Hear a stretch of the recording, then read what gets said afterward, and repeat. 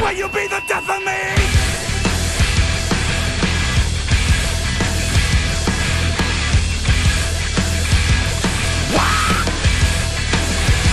Obviously, one of the key elements that made the first one so compelling was that real-time competition that you had with your friends. Obviously, the multiplayer is going to really ratchet that up. So, what's the key difference between actually having all of the players on screen at one time?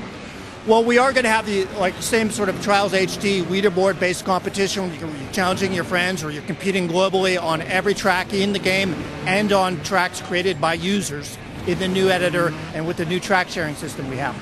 But yes, multiplayer experience versus racing somebody's ghost or trying to beat someone's time, it's very different because you're like up to 4 players side by side running at the same time. It's really competitive. It's really fast. You can do a whole lot of races in one sitting. It's a great get the mates over and have a few pints kind of game. What kind of tweaks and modifications have you made this time round? As you can see, we have an outdoor environment and we have curved driving lines. So we did change it.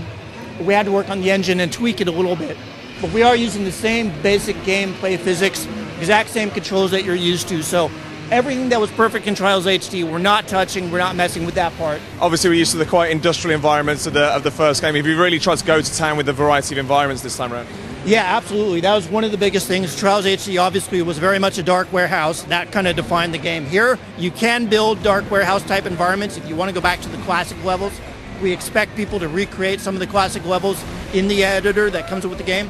But it's now totally outdoors. You see this 3D environment. We've built this rather large game world area. These aren't like faked backgrounds. It's kind of like an overhead map, and you choose where to lay out the track across rivers, over mountains, in a forest, in a little town. We're going to have about 10, 12 new mini games. I don't think any of them are repeats from the original game. These are all new, and they're all created in the same track editor that comes with the game, which is pretty amazing. And yes, the spectacular crashes at the end of every run.